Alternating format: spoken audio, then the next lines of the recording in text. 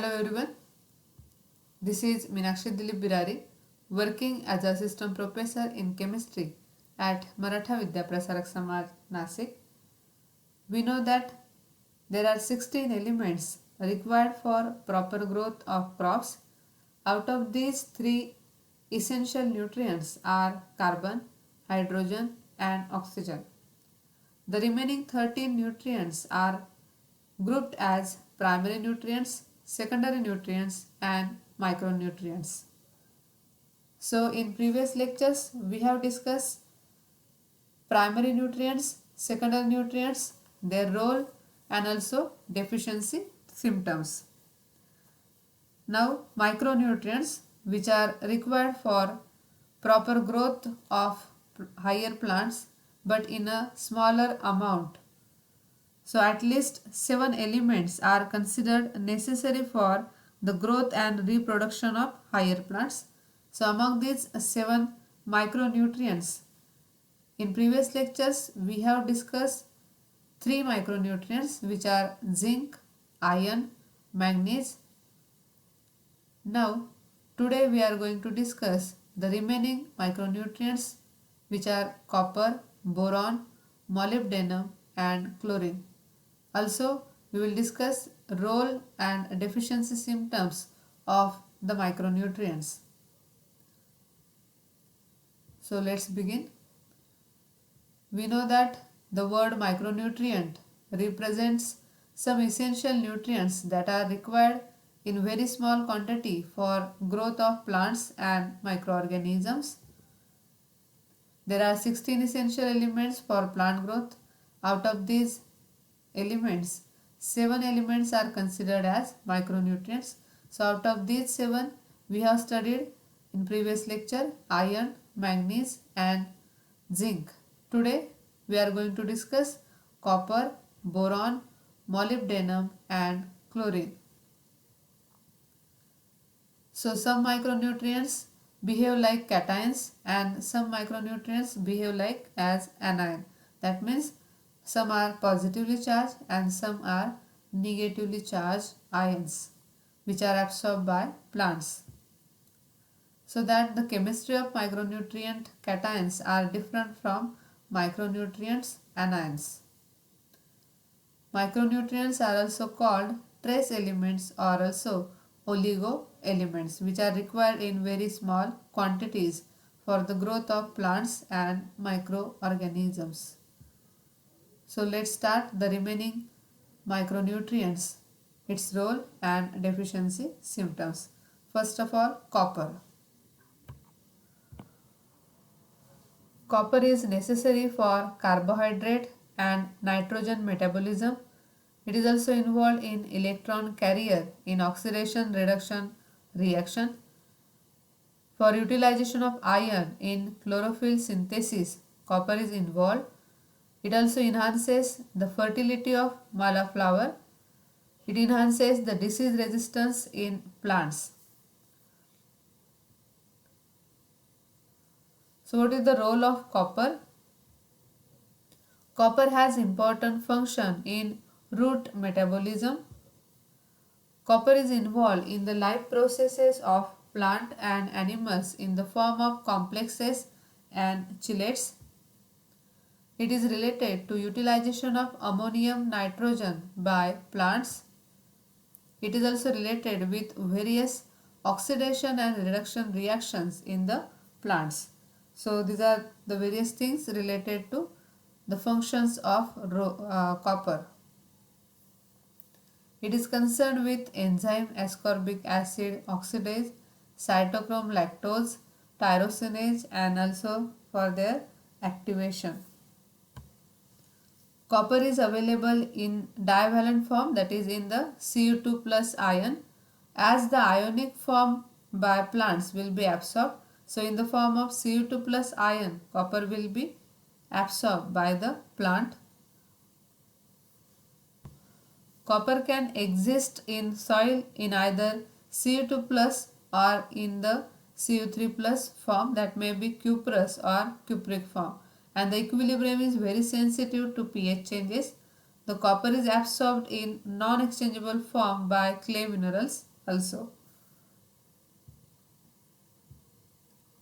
Now, what are the deficiency symptoms of copper?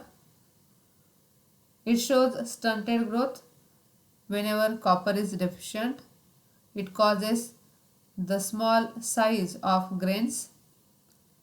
Oats is more sensitive to copper deficiency than other crops. Copper deficiency symptoms generally observed in case of young plants. The first symptoms are yellowing of the younger leaves. In case of severe deficiency, leaves turn pale yellow, the leaf tip curl downward, eventually turn brown and also die. So this symptom it is called as leaf tip dieback.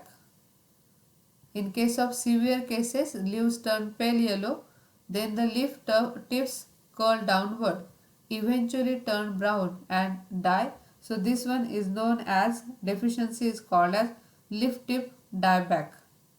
In extreme cases, leaves becomes shriveled, twisted, broken and ultimately the plant die. So that copper was considered to be a plant poison. So in extreme cases, leaves become shriveled, twisted, broken and ultimately the plant die.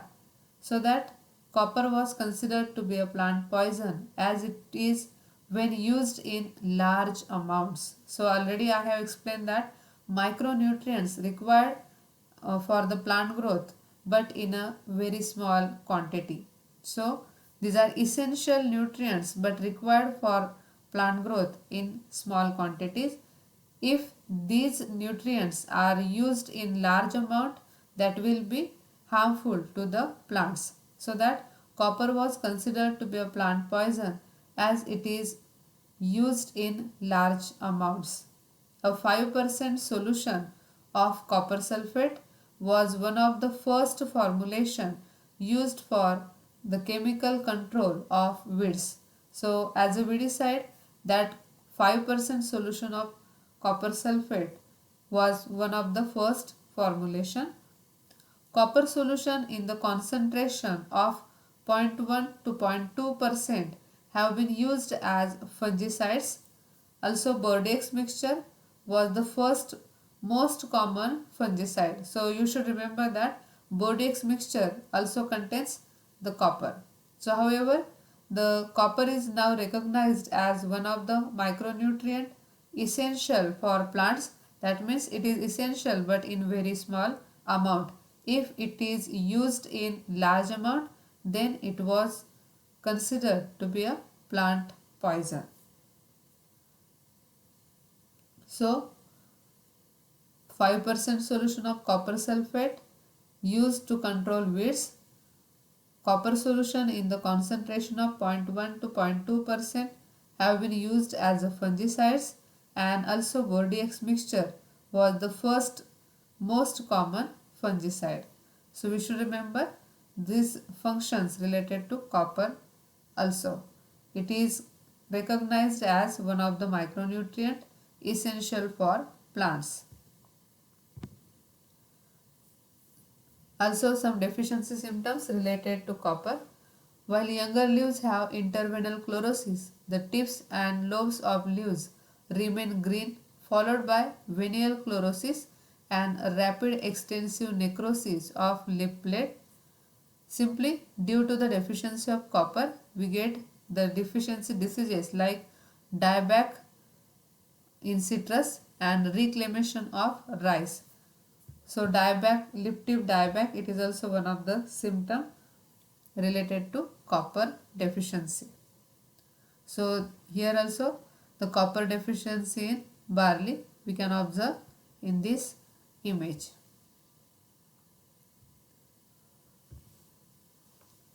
Now to remove the deficiency of copper, we can use the fertilizers. So copper deficiency is found in naturally alkaline soils, high organic matter soils and also in sandy loam soils. Copper deficiency can be corrected by addition of a small amount of copper fertilizer to the soil. The recommended rate for Indian soils, a copper sulfate applied broadcast at the rate of 2.5 to 10 kg per acre are usually satisfactory for agronomic crops. So to correct the deficiency of copper, we can use copper sulfate by using the broadcast application for agronomic crops. Sometimes the foliar spray of copper sulfate for fruit crops is also helpful to correct the deficiency of copper.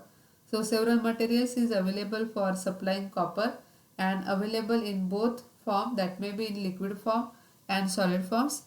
Granule copper sulfate, it contains about 25% of copper, and liquid copper, it contains 8% of copper, are most common sources used for blending maximum benefit achieved by uniform application and incorporation into the soil. So a single application will generally be adequate for several years for the soil and also for the plant growth. So granular copper sulfate about 25% copper, and liquid copper contains about 8% of copper. So these are the most common sources of copper. Now the next micronutrient we will discuss, that is boron. A primary function of boron is related to cell wall formation. It is important for pollination and pollen germination. It is also helpful in K translocation as well as stomatal opening. Also, it is involved in calcium metabolism. It acts as a regulator of K to Ca ratio and also essential for translocation of sugar. So, it is the specific role related to boron. It is essential for translocation of sugar.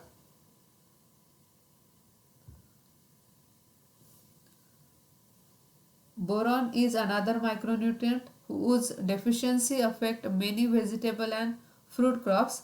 Nuts and ornamental crops that suffer from boron deficiency are apples, grapes, sunflower and also sugar beet. So most common deficiency is in vegetable and fruit crops and also in nuts and ornamental crops. So what are the deficiency symptoms related to boron? Terminal buds die, giving rise to a witch broom. Young leaves become very thick and also leathery and chlorotic due to the deficiency of boron. Rust colored cracks and corking occur on young stems, petioles and flower stalks. Also, young leaves crinkled due to the deficiency of boron. So, common deficiency for alfalfa and other forages due to the deficiency of boron. It is also susceptible to the soils like sandy soils or the loam soils, dry soils like that. Due to the boron deficiency, the various symptoms can be observed like brown or black heart in beet rot, hollow stem in cauliflower, browning or heart rot in sugarcane, internal cork in apple, necrosis in anola, and top sickness in tobacco. So these are the deficiency symptoms related to boron. So what are the functions or role of boron? Boron is an enzyme activator. It is involved in the production of starch required for building up of soil. The major function of boron is in sugar transport to meristem regions of roots and tops.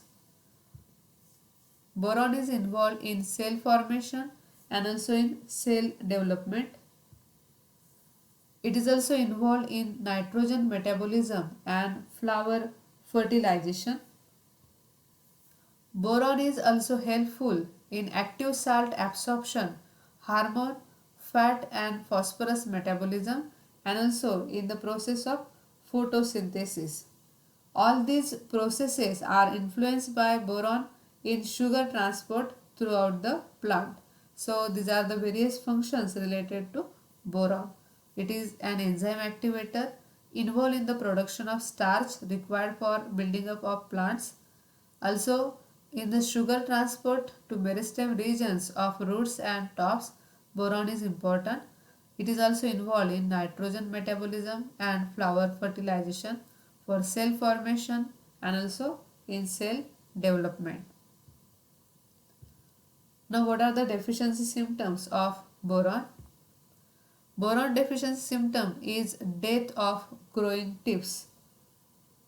So, first visible symptom of boron deficiency is death of growing tips. The disorder is generally followed by growth of lateral roots, the tips of which may also be deformed or die. Leaves of boron deficient plants are usually thick, have a coppery texture and becomes curled and brittle. Some crops like grapes form mixed cluster of small and large fruits which is known as hen and chicks. So there is a formation of a mixed cluster of grapes.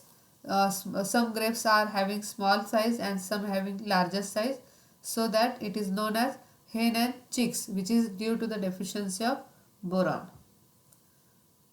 Beets and potatoes exhibit poor tuber development due to the deficiency of boron. Apples have cork spots due to the deficiency of boron. Then in cotton leaves that become thick and leathery with abnormally long spiny petioles. Cotton balls that survive generally are deformed, are smaller in size and also fail to open fully due to the deficiency of boron. So these are the crop specific symptoms related to boron. Particularly in grapes, there is the formation of a mixed cluster due to the deficiency of boron. Beet and potatoes, in that it exhibit poor tuber development. Apples have cork spots, particularly in cotton leaves that become thick and leathery with abnormally long spiny petioles. Cotton balls also generally deform and having a smaller size, and also some cotton balls fail to open fully due to the deficiency of boron. So these are the crop specific symptoms of boron. The general symptoms are the death of growing tips.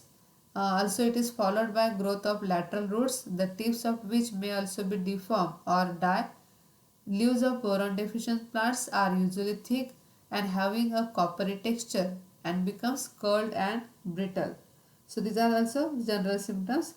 Other symptoms include stranded roots, failure of set flowers, internal tissues to disintegrate.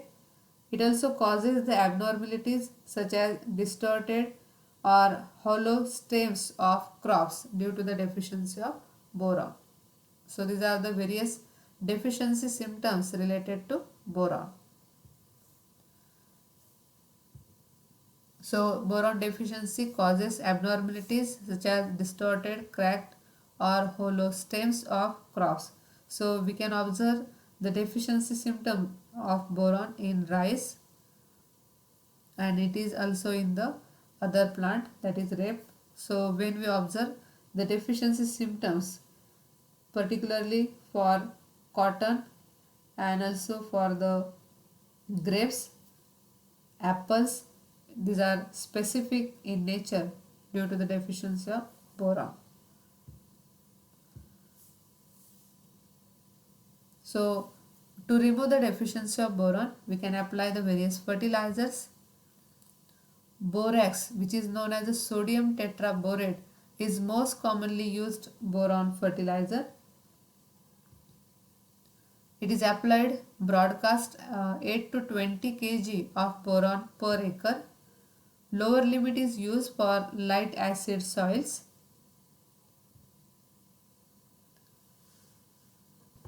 Now the next micronutrient, that is molybdenum. Molybdenum is important constituent of nitrogenase enzyme which help in nitrogen fixation in legume crops. It is also essential component of NO3- reductase enzymes. This enzyme concerted in chloroplast which catalyzes the conversion of NO3 minus to NO2 minus. Also in protein synthesis and sulfur metabolism, these are also affected by molybdenum. Molybdenum has a significant effect on pollen formation. It is also reported to have an essential role in iron absorption and translocation in plants.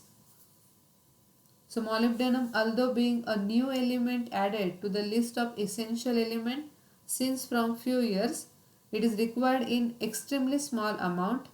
Many soils when fertilized once with about 25 to 50 gram of molybdenum per acre may not need repeated application for several years. So use of molybdenous phosphatic fertilizers has become common in many countries because molybdenum deficiency is usually accompanied by the deficiency of phosphorus. Molybdenum is required for symbiotic nitrogen fixation, particularly for nodulation. The molybdenum is important by legumes. So that is the particular function of molybdenum. It is also required for reduction of nitrate for protein synthesis. It acts as a catalyst in the conversion of gaseous nitrogen to usable forms by nitrogen fixing Azobacter chlorococcum bacteria. So, for symbiotic nitrogen fixation, molybdenum is important. Also for reduction of nitrate for protein synthesis, and it acts as a catalyst in the conservation of gaseous nitrogen to usable forms by nitrogen fixing Azobacter and chlorococcum bacteria.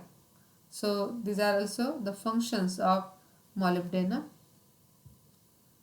Now what are the deficiency symptoms of molybdenum?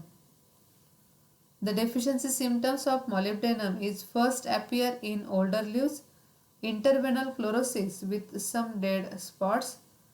So due to the deficiency of molybdenum, we can observe the symptoms like whiptail in cauliflower, yellow spot in citrus and scald in beans. So these are the particular deficiency symptoms due to the deficiency of molybdenum.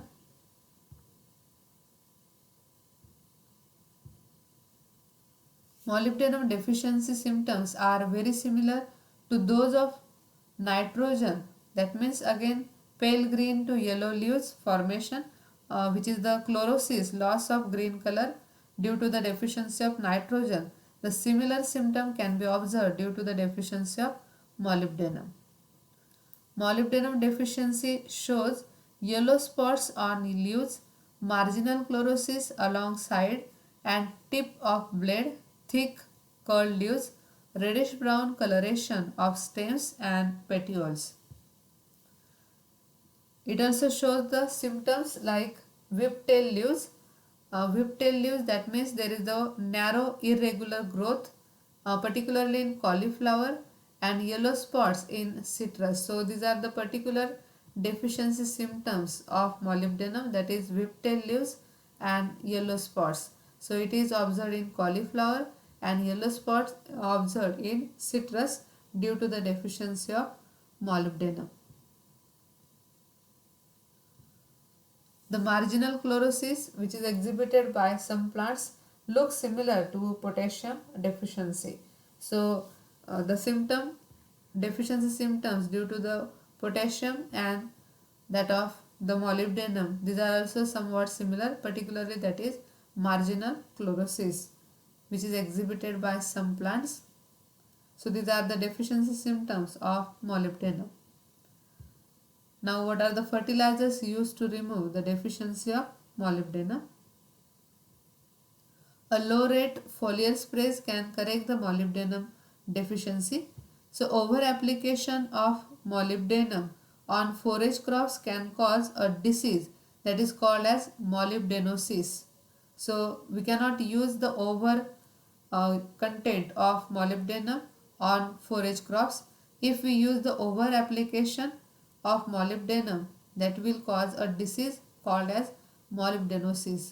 Therefore, a caution is needed when applying molybdenum to all of the crops because it is a micronutrient, essential micronutrient required in very less amount. Molybdenum trioxide and sodium molybdates are also the common sources for the various types of the crops to remove the deficiency of molybdenum. Molybdenum trioxide is usually mixed with superphosphate fertilizer at a rate of 1 kg per ton of superphosphates. Already I have explained that molybdenum per acre may not need repeated application for several years, so that use of molybdenous phosphatic fertilizers has become common in many countries because molybdenum deficiency is usually accompanied by deficiency of phosphorus. So we can use the molybdenum trioxide which is mixed with superphosphate fertilizer at rate of 1 kg per ton of superphosphates to remove the deficiency of molybdenum. Now the next essential micronutrient, that is chlorine. It is also essential for stomatal opening. It is related to electrical charge balance in physiological functions in plants. It indirectly affects plant growth by stomatal regulation of water loss. Chlorine was proved to be an essential nutrient in 1954 by Breuer and O. workers. Now, what are the roles or the functions related to chlorine? Chlorine was proved to be an essential nutrient in 1954 by Breuer and co-workers. Among all the micronutrients, chlorine is required in very large amount, perhaps next to iron among all the micronutrients.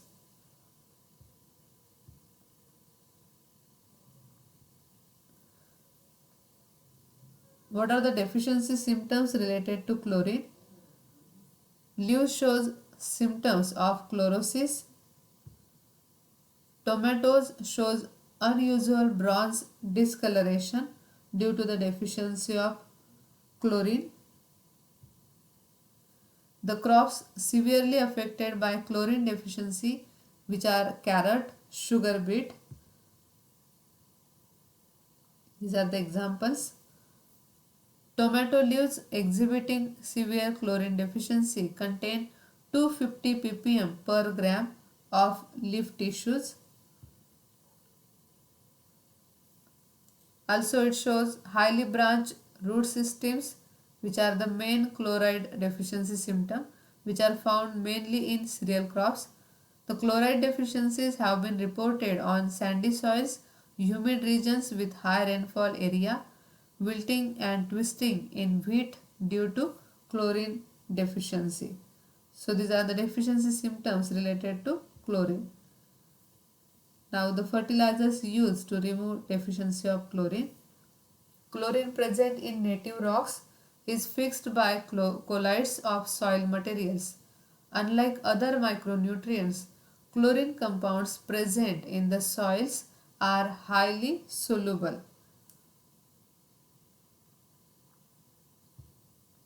Rainwater is a continuous source of chlorine. The amount of chlorine brought by rain or irrigation water, it will be variable from 4.5 kg to hundreds of kg per acre.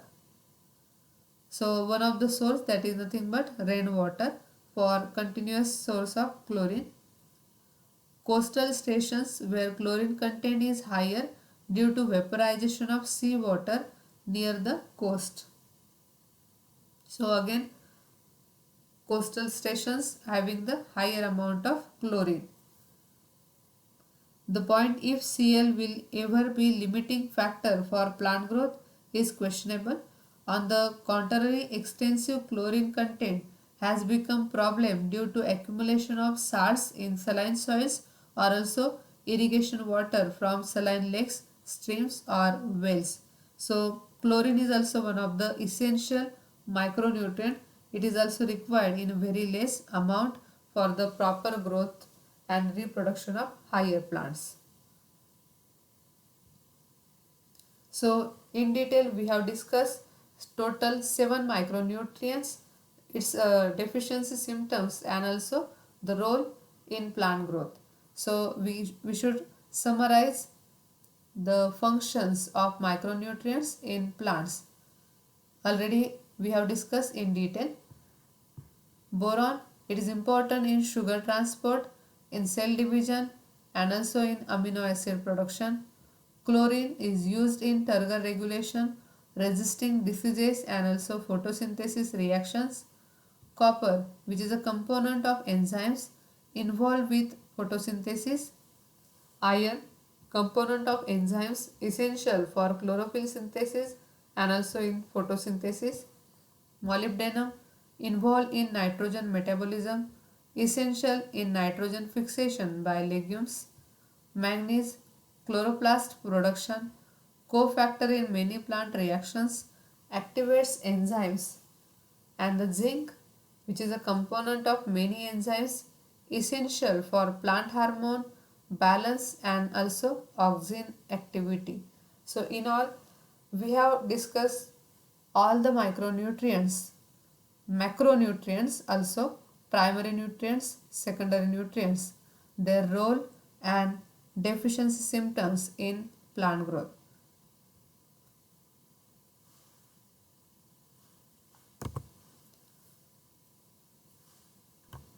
So we have discussed macronutrients and micronutrients in detail. So you can compare micronutrients and macronutrients and also the distinguishing points related to micronutrients and macronutrients. Thank you.